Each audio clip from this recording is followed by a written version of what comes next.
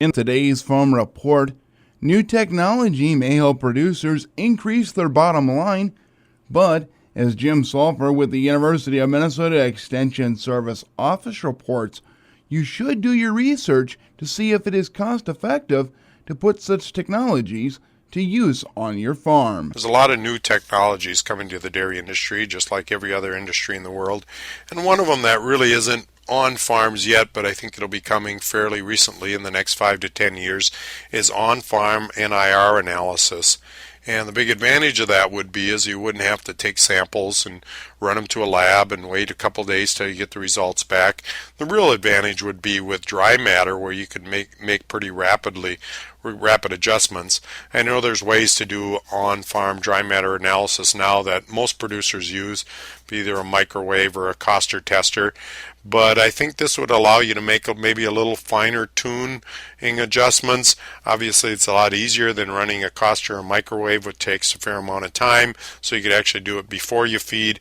And then there is one new technology that actually is an NIR tester that sits in the bucket, so it's actually attached to the bucket, so every load that you scoop, it measures the dry matter of that load.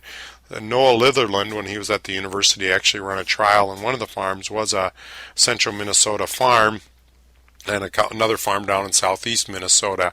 There was a little bit of challenges in our Minnesota winter, tended to frost up, and so you didn't get very accurate readings, but they'll get that figured out, and I think it eventually is going to come. The advantage of that is you could make some real rapid adjustments, and maybe even above that. You can do that now if you're real diligent and do a regular moisture testing. I think it'll just make it a lot easier, and like all of us, the easier something is, the more likely we are to get it done. There was a recent Italian study that was done comparing an on-farm NIR system with farms that were not using the system, and in this study the feed costs were about 9 cents per cow per day less, and milk production was about 5.5 pounds per cow per day more or higher with using the NIR system. So at least based on their calculations, and of course this varies a lot on milk price, but they used $18 milk. This is about a $75,000 increase in revenue for a 200 cow dairy, and it also saved about $5,000 in feed cost based on current costs. And so I think some of these technologies are coming. Again, the challenge is always a little bit trying to make the economics work with some of these, but I think just carefully analyze any technologies that you're offered and think about whether it might work best in your situation. This has been Jim Sulphur with the University of Minnesota Extension in St. Cloud. The Minnesota Department of Agriculture yesterday announced that it will be updating its popular statewide Minnesota-grown directory of farms and farmers markets that sell directly to consumers. The 2015 edition had a record-breaking 1,027 farms and farmers markets listed. Each April, a minimum of 150,000 copies of the Minnesota-grown directory are distributed statewide at tourist centers, libraries, chambers of commerce, farms, and retailers. For more information or to sign up as a farmer or farmer's market, go to the Minnesota Department of Agriculture's website. Tail docking of dairy cattle may seem like a convenient way to keep cattle from getting dirty, but as the University of Minnesota Extension Service Office's Jim Sulphur explains, some dairy producer groups are looking to end the practice. The National Milk Producers Federation and the National Dairy Farm, which stands for Farmers Assuring Responsible Management, recently came out just a couple of days ago and indicated that as of January 1st, 2017, if you're on these programs, you will not be allowed to tail dock any of your cows. And that's really moving up. They did have it on the radar screen for a fairly long period of time, and they were thinking about implementing it sometime in like 2022, somewhere down that line. But from pressure from consumers groups, they really decided to move that up. And so in a little bit over a year, farmers will not be allowed to tail dock. So for listeners that might not be familiar with what I'm talking about, there's a percentage of producers that tail dock their cows. And the reason that they do that is because it really tends to keep cows cleaner.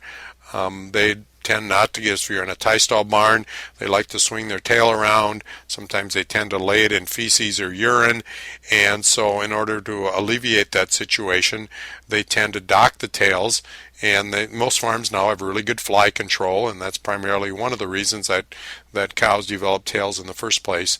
And there's no research that would support that it's painful if it's done correctly and it causes any long-term challenges with dairy cows.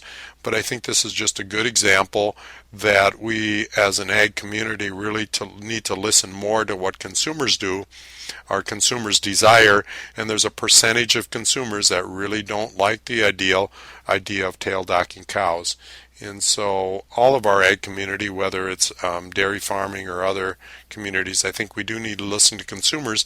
And from a consumer standpoint, I think there's a message in here too, I don't necessarily related to this, but I think you really, as consumers, need to understand that all farmers of all types need to do certain management practices, whether it's for safety or whether it's to improving the health of the animals, or whether it's to make the food that we're producing lower cost for farmers or for consumers.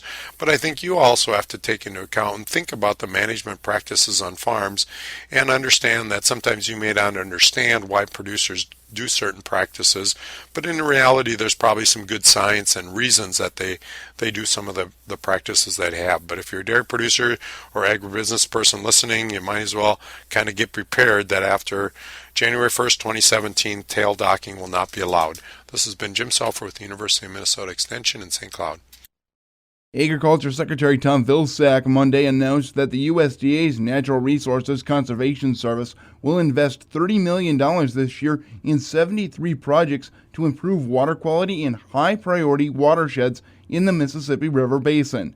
These projects reduce loss of nutrients and sediment to waters that eventually flow into the Gulf of Mexico. The projects are funded through the NRCS's Mississippi River Basin Healthy Watersheds Initiative, which uses several 2014 Farm Bill conservation programs, including the Environmental Quality Incentive Program, also known as EQIP, to help farmers adopt conservation systems to improve water quality, enhance wildlife habitat, and restore wetlands. Since the initiative's inception in 2009, the NRCS has worked with more than 600 partners and 5,000 farmers to make conservation improvements on more than 1 million acres in the region. Through those partnerships, the initiative has more than quadrupled the number of contracts addressing water quality concerns in targeted project areas. The NRCS will invest $30 million per year over the next 3 years as part of a $100 million commitment from the 2014 Farm Bill.